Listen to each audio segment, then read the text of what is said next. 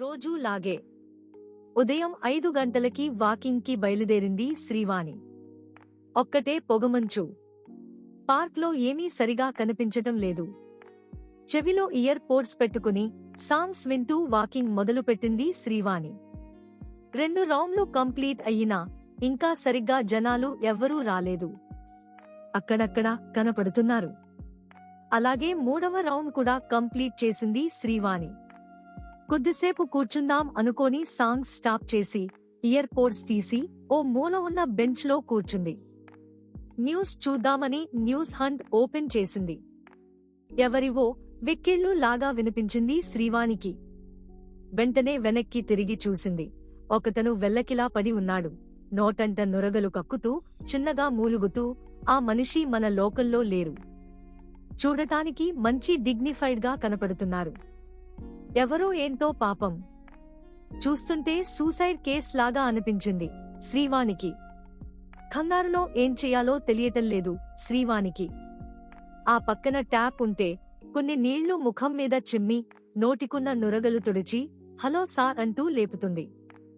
ఎంత పిలిచినా ఆయన స్పృహలోకి రావడం లేదు.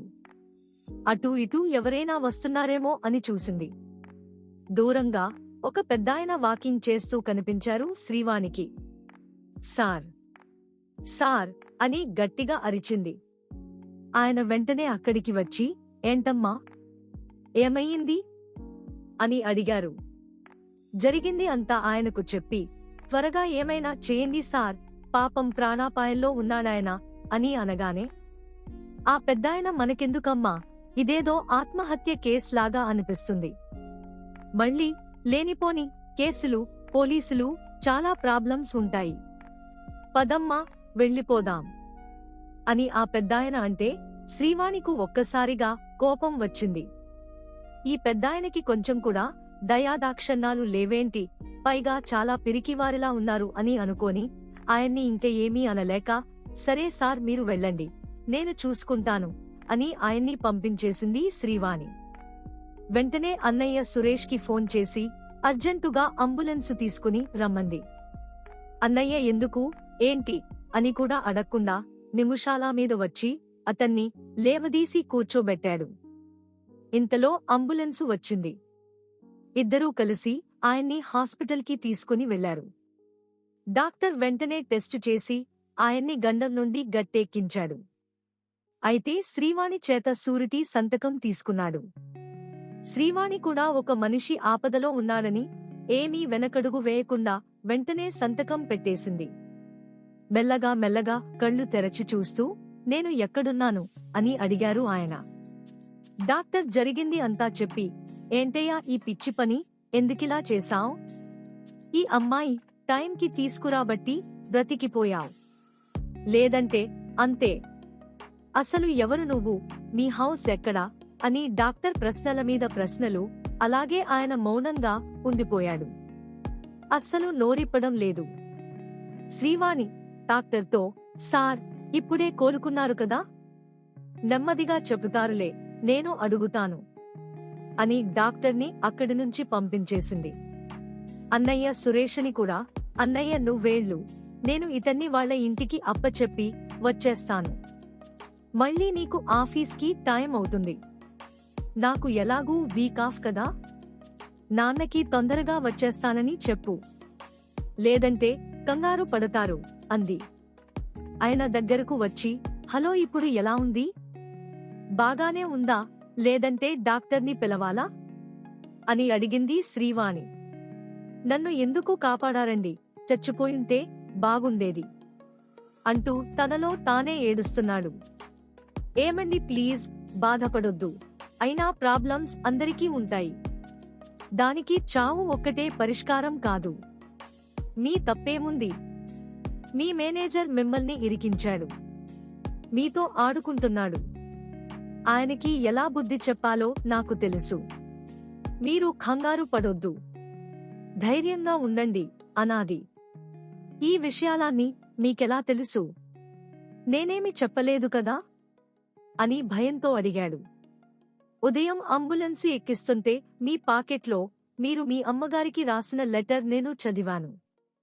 అవునండి, మా అమ్మే నా ప్రాణం. నాకు ఏమైనా అయితే తట్టుకోలేదు. అలాగే నేను తప్పు చేశానంటే నన్ను అసహించుకుంటుంది. నా మొహం కూడా అమ్మకి చూపించలేను. అందుకే అమ్మను క్షమించమని ఏం జరిగిందో అంతా ఆ లెటర్లో రాశాను అని అతను చెబితే, శ్రీవాణి అసలు ఏమైంది అని అడిగింది. నా పేరు భాస్కర్. మా నాన్న నా చిన్నప్పుడే చనిపోయారు. మా అమ్మే నన్ను కష్టపడి చదివించింది. మా అమ్మకి నేనొక్కడనే కొడుకుని. ఇప్పుడు నేను బ్యాంకులో 15 లక్షలు కాచేశానని తెలిస్తే తట్టుకోలేడు. చాలా మర్యాదగా పెంచింది నన్ను. ఇప్పుడు ఇరుగు పొరుగు వాళ్ళకి ఏమీ సమాధానం చెప్పాలి? నేను ఈ మధ్యే బ్యాంకు ఆఫ్ బరోడాలో క్యాషియర్గా జాయిన్ అయ్యాను. నేను వచ్చిన 2వ రోజు నుంచే నన్ను మెల్లగూ బుట్టలో వేసుకోవటం మొదలు పెట్టాడు మా మేనేజర్. నాకు ఈ జాబ్ కొత్త. నేను చెప్పినట్టు చేస్తే నీకు తొందరగా ప్రమోషన్స్, ఇంక్రిమెంట్లు వేయిస్తాను అని. బ్యాంకు ఖాతాలో సాయంత్రం వెళ్లేప్పుడు 1,00,000 రూపాయలు నాకు ఇవ్వు, తిరిగి ఉదయం డ్యూటీకి రాగానే మళ్లీ వేసేద్దాం. ఇలా చేస్తే నీకు కూడా ఏంటో కొంత ఖర్చులకి డబ్బులిస్తాను అని చెప్పాడు. దానికి నేను అస్సలు ఒప్పుకోలేదు. సారీ సార్, నేను చెయ్యలేను అని చెప్పేశాను. అయితే నీ మీద కంప్లైంట్ పెట్టేస్తాను, జాబ్ సరిగ్గా చేయట్లేదని. తర్వాత నీ ఇష్టం. అయినా ఈ విషయం మనిద్దరి మధ్యే ఉంటుంది, ఇంకెవ్వరికీ తెలీదు. ఎందుకు భయం? నేను చెప్పినట్టు చెయ్యి, నీకు కూడా డబ్బిస్తాను అన్నాడు. నాకేమి వద్దులే సార్, ఇస్తాను, బట్ ఇదే ఫస్ట్ అండ్ లాస్ట్, తిరిగి ఉదయానే మళ్లీ ఇచ్చేయండి అని నా కర్మ కాళీ ఇచ్చాను. అంతే. అది మొదలుకొని ఏదో ఒకటి చెప్పి అప్పుడప్పుడు ఇదే కంటిన్యూ చేస్తూ వస్తున్నాడు. అలా 1,00,000 కాస్త ఇప్పుడు 15 లక్షలయ్యింది. 2 రోజుల నుండి తిరిగి డబ్బు హ్యాండ్ ఓవర్ చేయలేదు. అడిగితే మొదటి రోజు కొంచెం ప్రాబ్లంగా ఉంది, నువ్వే ఏదో రకంగా మేనేజ్ చెయ్యి అన్నాడు. 2వ రోజు కూడా అదే వంక. నిన్న ఉదయం వచ్చి డబ్బు అడిగితే నాకేం సంబంధం లేదు అన్నట్లుగా చెబుతున్నాడు. పైగా ప్లేట్ ఫిరాయించి నేనే ఆ డబ్బు వాడుకున్నట్లు అంటున్నాడు. నాకేం సంబంధం లేదు అంటున్నాడు. ఈ రోజు కాష్ హ్యాండ్ ఓవర్ చేయాలి, ఎలాగో తెలియటం లేదు. వేరే పరిష్కారం లేక ఈ పని చేశాను. హలో సార్, మిమ్మల్ని చూస్తుంటే చాలా పిరికివాడిలా ఉన్నారు. మీరు చచ్చిపోతే ఈ ప్రోబ్లియం ఇంకా పెద్దదావుద్ది. ఈ నిండా మీ అమ్మగారి మీద పడుద్ది. అది మీకిష్టమేనా? పడండి, ఏం చేయాలో నేను చెప్తాను. ముందు మీ ఇంటికి వెళ్లి ఫ్రెష్ అవ్వండి. నాకు అడ్రస్ చెప్పండి, నేను మీ ఇంటికి వస్తా. ఆ తర్వాత ఏం చేయాలో చెప్తాను. మీకేమీ భయం లేదు, నన్ను నమ్మండి అని హాస్పిటల్ నుంచి బయటపడ్డారు భాస్కర్, శ్రీవాణి ఇద్దరూ. టైం 10 గంటలయింది.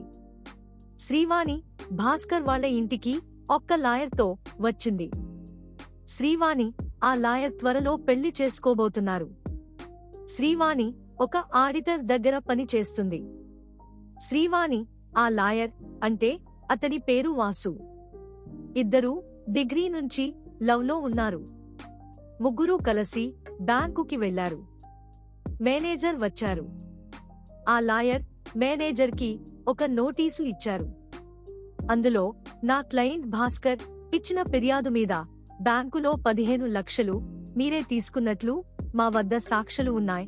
ఇది మీకు చెప్పిన తర్వాత పోలీస్ కంప్లైంట్ ఇద్దామని ఆగాం. ఇంతలో శ్రీవాణి మాట్లాడుతూ, నీ అవసరాలకి నీ తోటి ఉద్యోగస్తునితో ఆడుకుంటావా? నీకు తెలుసా, ఆయన ఈ అవమానం భరించలేక ఆత్మహత్య ప్రయత్నం చేసుకున్నాడు. ఒక మనిషి జీవితంతో ఆడుకున్నావు, నిన్ను క్షమించకూడదు. రా వాసు, స్టేషన్కి వెళదాం. ఇలాంటి వాళ్ళు బ్యాంకులోనే కాదు అన్ని చోట్ల ఉన్నారు. ఇలాంటి వారి వల్ల ఎందరో జీవితాలు నాశనం అవుతున్నాయి. పదండి వెళ్లి కేస్ ఫైల్ చేద్దాం అంది శ్రీవాణి. వెంటనే మేనేజర్ శ్రీవాణి కాళ్ల మీద పడి, తల్లి, నన్ను క్షమించండి, నిజమే, తప్పు చేశాను. నేను కూడా ఇంకొకడి దగ్గర మోసపోయాను. ఏమీ చేయలేక ఆ మొత్తాన్ని మా క్యాషియర్ భాస్కర్ మీద నెట్టేశాను. నేను చాలా నేరం చేశాను.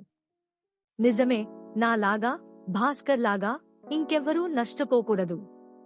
రండి, జరిగింది అంతా నన్ను ఎవరు ఈ ఊబిలోనికి లాగారో కోర్టులో చెబుతాను అని. జరిగింది కోర్టులో చెప్పాడు బ్యాంకు మేనేజర్. అసలు కాండేట్లు అందరూ బయటపడ్డారు. భాకర్ శ్రీవాణికి ధన్యవాదాలు చెబుతూ, మీరు నాకు ధైర్యంగా ఎలా బ్రతకాలో నేర్పారు. నేను మీకు చాలా రుణపడి ఉన్నాను అని శ్రీవాణి చేతులు పట్టుకుని కన్నీరు పెట్టుకున్నాడు భాస్కర్. శ్రీవాణి మాట్లాడుతూ, ఇలాంటి సంఘటనలు ఒక్క బ్యాంక్లలోనే కాదు, అన్ని రంగాలలోని జరుగుతున్నాయి. ఇలా ఫ్రాడ్ ఎక్కడ జరిగినా ఎవ్వరినీ వదిలిపెట్టొద్దు. అస్సలు భయపడొద్దు. భయపడితే ఇదిగో మన భాస్కర్ లాగా చావును వెతుక్కోవలసి వస్తుంది. ధైర్యం ఒక కొత్త జీవితం. కోర్టు తీర్పు ప్రకారం మేనేజర్ తప్పు నిరూపితమై అతనిపై కఠిన చర్యలు తీసుకున్నారు. బ్యాంకు భాస్కర్ను పూర్తిగా నేరముకలహరించని వ్యక్తిగా ప్రకటించి అతనికి తిరిగి ఉద్యోగ అవకాశాన్ని కల్పించింది. శ్రీవాణి భాస్కర్ను చూడడానికి అతని ఇంటికి వెళ్ళింది. భాస్కర్ తల్లి శ్రీవాణిని చూసి కన్నీళ్లు పెట్టుకుంది. నా కొడుకుని మీరు మళ్లీ బ్రతికించారు అమ్మా. అతను ఇక శాశ్వతంగా నాశనమైపోయేవాడు అని శ్రీవాణిని ఆశీర్వదించింది. భాస్కర్ సిగ్గుగా కాని ధైర్యంగా, నిజం చెప్పాలి శ్రీవాణిగారు, మీరు లేనిదే నా జీవితం ఇక ఉండేది కాదు. ఇప్పుడు నాకు బలమైన గుణపాఠం వచ్చింది. ఇకపై ఎప్పటికీ న్యాయంగా ధైర్యంగా బ్రతకాలని నిశ్చయించుకున్నాను అని చెప్పాడు. శ్రీవాణి చిరునవ్వుతో, ఇక నుంచి ఎవరూ మిమ్మల్ని మోసం చేయలేరు భాస్కర్ గారు. అసలు తప్పు మనది కాకపోయినా భయపడకూడదు. సత్యం ఎప్పుడూ గెలుస్తుంది అని చెప్పి అభిమానం కలిగిన మిత్రురాలిగా భాస్కర్కు చేయిచ్చింది.